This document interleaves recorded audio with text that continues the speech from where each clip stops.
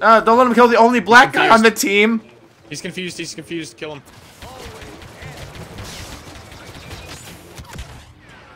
You let him kill the only black guy. You let him kill the only black guy. Shit. You let him kill the only black guy. You let him kill the only black guy. No, we're not gonna. You only kill the only black guy. No, we're not gonna be diverse enough. That's a problem. What are you? Yes. You let him kill the only black guy. You let him kill the only black guy.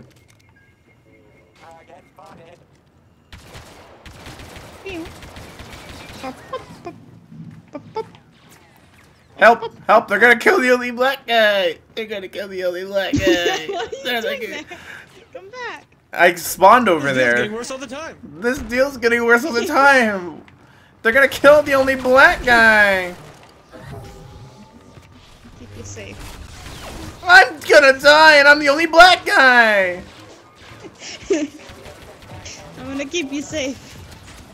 Alright, so today's video is a freestyle commentary where I clarify some of my opinions about Star Wars Battlefront 2, because I don't think I really made my point clear in my Battlefront 2 trying to tame the outrage video. I saw a lot of comments that didn't really understand my position, so instead of ignoring it, replying to every comment, or being a bitch about it, I decided to just kind of clarify my position on Star Wars Battlefront 2 in its current state on November 20th at 3:55 p.m. So let's make my position very clear. I said this 3 times in that video, but I should have made it abundantly clear, so here I go. I do not like the current Battlefront 2 system, but it is not evil. It is not pay to win. It's not so unbalanced it's broken and unplayable. The point I was trying to make in that video is that the system is flawed. Things need to cost less, the game needs to be more giving, and it needs to be less random. So let me repeat that because people didn't get it in that video. The system needs to be more giving to the player. Alright? More giving. Star cards, crates, anything that costs anything needs to cost less. And anything that gives you currency to buy things needs to give you more currency. And that's my position. Alright, now here's where this gets complicated for the kids out there. Though my position is that things need to get better, things are not evil. Things are not brokenly unplayable. I don't feel like I lose gunfights because somebody has a better star card than me. I don't feel like I lose engagements or that I lose matches because the enemy team has Darth Vader before I do. I think there's base level game things that need to be balanced here. Gunplay, starfighters, and the galactic assault objectives. They need to be tweaked. Those are the actual frustrations I have with the game, is that the gunplay, the starfighter play, and the objectives need to be fixed. In my opinion, some galactic assault games are unwinnable for certain teams or so stacked against them that it's almost impossible to win. You could dispel a lot of star card concerns by making the gunplay more intuitive, either higher damage or more accuracy. Anything that can make the time to kill more consistent with the base weapons, the better. And when it comes to ships, the fighters are too slow and they don't do enough damage, the bombers are incredibly slow, and really everything I die by in the starfighter game modes or in the air at all is by the interceptors. They're fast, they're maneuverable, and they kill very quickly. I feel like everything else other than the interceptor, when it's in the air, needs to have a better turn rate and a better response time and higher damage. I feel punished for using an ARC 170 or an X-Wing. I feel like I have to be in an interceptor, otherwise I'm going to get locked onto, I'm going to get somebody behind me and I won't be able to outrun them. See, what I'm saying is that the star card system, the microtransaction system, which technically isn't in the game, but let's talk about it like it is, that system, I'm sorry, to me isn't that evil. And I'll go back to the point that I made about Darth Vader, because everybody kept bringing up Darth Vader. During my video that I made, I kind of cut off my point here and segued into something else. But Vader is one of those characters that if you wanted to grind for, you could very easily. A couple of play sessions when you're playing the objective and he's yours. And also, there are only 2 places you can use Darth Vader. Heroes vs Villains and Galactic Assault, and only if you get enough battle points and only if someone else isn't using him. So even if you spent $5 real to get Darth Vader, How many times are you going to be able to use him? And he's not that strong. I'm sorry. I think Han Solo is better when it comes to the hero and villain category than most. Every time I've seen Vader on the battlefield, he's usually running away from combat or getting immediately blown up by a thermal detonator. So, you can grind for Vader. It wouldn't take you that long. If you really had to have him, you could have him very quickly. And once you have him, you can use him 1 out of 5 games. You can maybe do well with him 2 out of 5 games. Because the other 3, you're just going to get bombarded with thermal detonators. I mean, you have to play really smart with these heroes. They're an asset, not just a fuck everybody up tool. There's something you have to play pretty strategically with, otherwise you will just die. In my opinion, the lightsaber heroes in this game are not really practical, and I think that Han Solo, Leia Organa, and Lando Calrissian, and Boba Fett and Bossk are more devastating to other troopers. Because those heroes don't have to expose themselves to thermal detonators and enemy fire.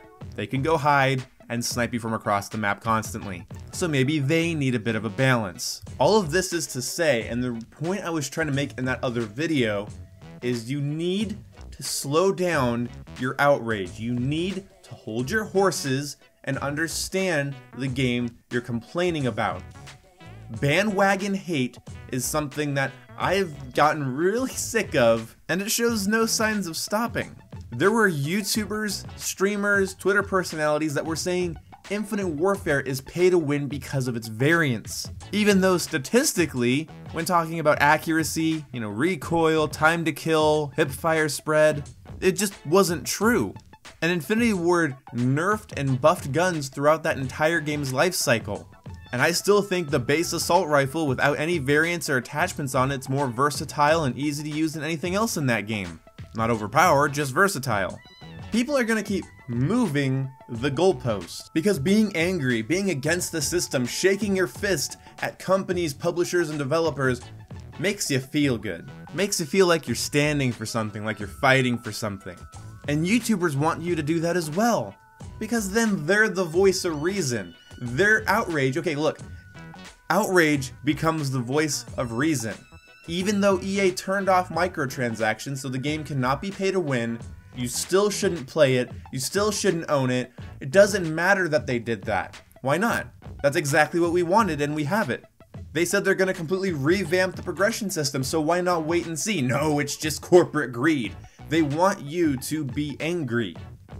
If the publisher is always out to get you, if the gaming industry is always out to get you, they're gonna come to the BD Dobbins and the White Boy 7 Streets and the 8 Thoughts because they're the voices of reason. Being angry and moving the goalpost so publishers and developers can't win and not even letting people understand the game is considered rational. I have talked to so many people that are telling me how greedy EA is and how broken the game is, and they haven't even played it.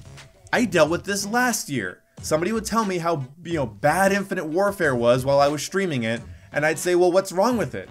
Well, they'd say it's like pay to win or something along those lines. And I'd say, well, what specifically is pay to win? And they'd say something along the lines of, I don't know, I don't play that stupid game. Ask yourself why YouTubers want you to be so angry. Let me clarify this for the last fucking time. I don't like the Battlefront 2 system currently. It's too random. It's not giving enough. But it's not hurting the game. My bullshit detectors are up. I'm looking for bullshit. But I'm also waiting in a state of cautious optimism because EA issued a public apology, removed microtransactions, and are working on an entirely new system. When that new system comes out, we'll see if there's something to really be mad about. They cost themselves hundreds of thousands of dollars by turning off those microtransactions right before the worldwide launch. But hell, even if these loot boxes were cosmetic only and they fixed the progression system, they made it more giving, YouTubers, Twitter personalities, streamers, whatever, they would move the goalpost further. And anybody that says, hey, thanks EA, the game's a lot better now, is feeding corporate greed. They're losing money on this deal, not gaining it. It is a fact that every company in the world needs to keep its customers and investors happy. When the customers aren't happy, the customers aren't paying. When the customers aren't paying, the investors aren't happy. So just sit and wait and frankly, shut up. Especially if you don't own the game. Because most of the people that I see playing the game, that own the game are saying it's not that bad, actually. You know, some guy actually said within 20 hours of playing, he just saved up all of his credits and bought all of the heroes, I think, except for one of them. Which was the huge point of contention. Oh, that's right, though. They reduced the price of all the heroes by 75%. And yet people are still saying it takes 40 plus hours to unlock a single hero. You don't understand the game. Get out. I'm not standing up for the game.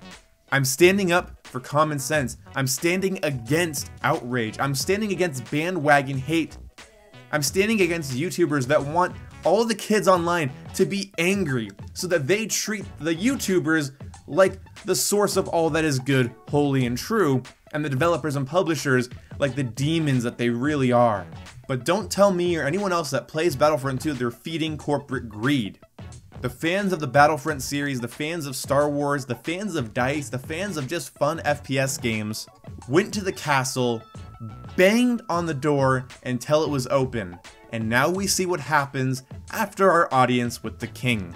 You expect too much from other people, from publishers, developers, and there's a reason. Somebody out there wants you to be angry at everyone else but them. When a person of any type, whether they're a YouTuber, a politician, a company, is needed during times of distress, don't think that they won't cause distress when they aren't or don't feel needed. If you constantly move the goalpost for these developers, for these publishers, they'll never win, they'll always look evil, and your fans and followers will see you as the voice of reason that you really are. One last time, I don't like the current system. It's just not the Antichrist. It just needs some work. Like every video game at launch these days, it needs some goddamn work. See you when I see ya. Goodbye.